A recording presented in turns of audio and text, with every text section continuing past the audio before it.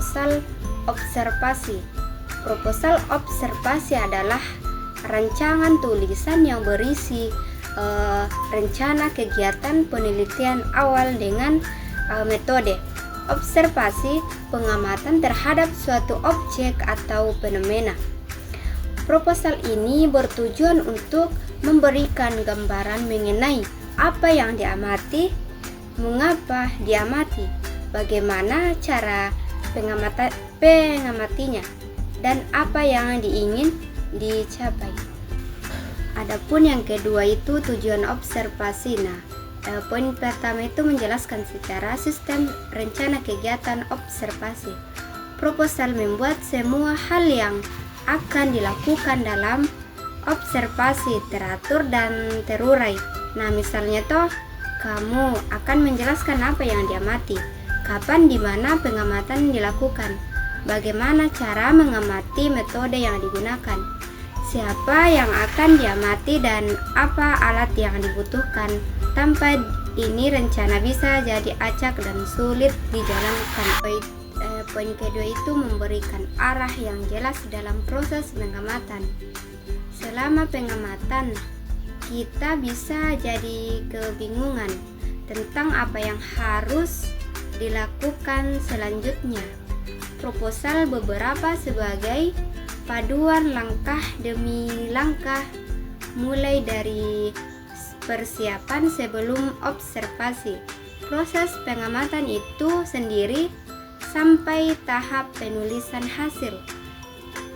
Ini mencegah kita tersesat atau melakukan hal-hal yang penting. Adapun poin yang ketiga itu menjadi pedoman agar observasi berjalan terfokus. Tanpa pedoman, kita tidak mungkin akan mengamati hal-hal yang tidak relevan dengan tujuan utama. Proposal menentukan tujuan spesifik dan rumusan masalah observasi.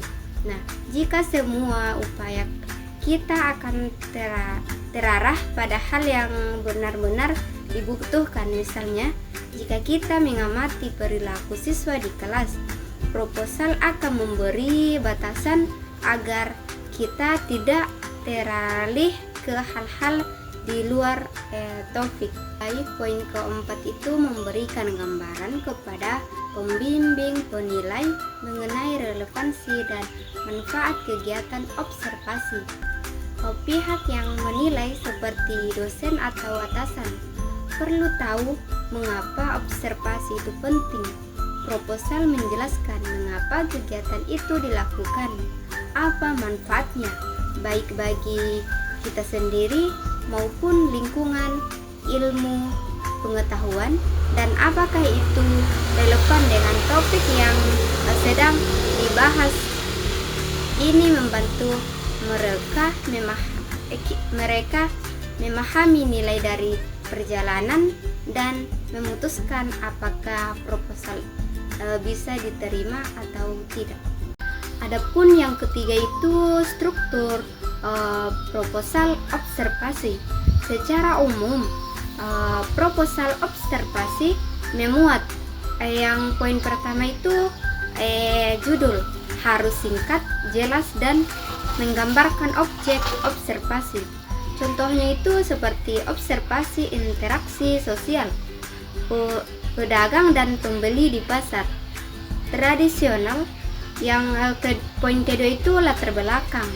Menguraikan alasan mengapa observasi dilakukan, penting objek atau fenomena yang diamati, dan karakter yang terkaitan dengan kajian sosiologi, agama, ilmu sosial. Yang poin ketiga itu rumusan masalah berupa pertanyaan penelitian yang akan dijawab melalui observasi.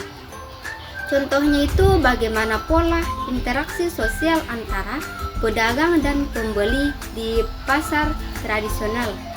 Adapun poin yang keempat itu tujuan observasi, menjelaskan sasaran yang diinginkan dicapai, tujuan umum, tujuan khususnya.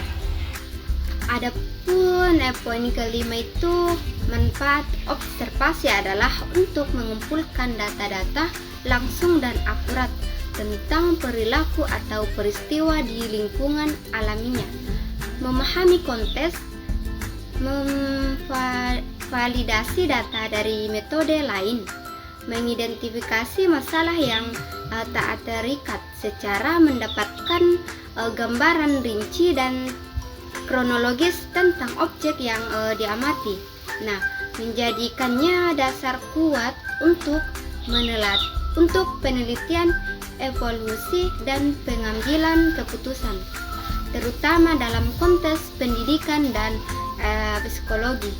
Adapun poin yang keenam itu landasan teori observasi secara singkat mencakup pengamatan dan pengamatan fenomena secara sistematis untuk memperoleh data yang akurat. Konsep ini didasarkan pada pandangan bahwa perilaku dan interaksi sosial dapat dipelajari secara langsung di latar alamiah tanpa intervensi. Adapun poin yang ketujuh itu metode observasi adalah teknik pengumpulan data dengan mengamati secara langsung objek atau fenomena secara sistematis, menggunakan panca indera untuk memahami perilaku, keadilan, atau kondisi tanpa intervensi berlebih, sering digunakan dalam penelitian kualitatif untuk mendapatkan data empiris yang akurat dengan jenis utama. Partisipan penelitian ikut serta dan non-partisipan penelitian terpisah secara bisa terstruktur atau tidak terstruktur, tergantung tujuan penelitian dan etika yang dijaga. Adapun yang poin ke-8 itu jadwal kegiatan observasi adalah rencana struktur untuk mengamati dan mencatat perilaku atau kejadian spesifik, sering digunakan di sekolah untuk kinerja guru. Penelitian atau program pelatihan mencakup tanggal, waktu, kelas atau subjek, nama pengamat, dan fokus observasi untuk memberikan data sistematis untuk digunakan evaluasi dan perbaikan jadwal. Ini bisa dibuat dalam fenomena struktur perilaku tertentu sudah ditentukan atau semi terstruktur, memastikan observasi berjalan efektif dan hasil dapat dianalisis.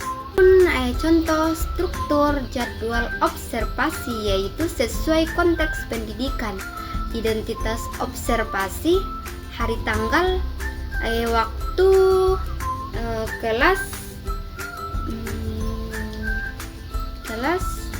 informasi peserta didik,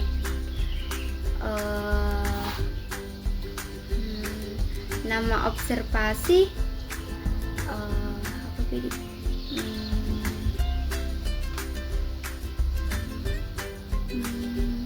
keterampilan mengajar atau penggunaan media, variasi metode, interaksi guru murid, keterlibatan siswa kegiatan observasi. Adapun pembuka observasi, motivasi, kegiatan inti, penjelasan materi, diskusi, praktik, dan penutup umpan balik. Adapun catatan tambahan dan refleksi yaitu tempat untuk mencatat temuan kunci kekuatan dan area perbaikan fungsi jadwal observasi. Untuk membuat proposal observasi yaitu langkah-langkah praktik meliputi menentukan topik, tujuan, dan judul, menyusun kerangka observasi, aspek yang diamati, teknik waktu, melakukan observasi sambil mencatat data, lalu menyusun laporan akhir yang teratur literatur yang pendahuluan, latar belakang, rumusan masalah, hingga kesimpulan, serta melengkapi dengan data dan gambar.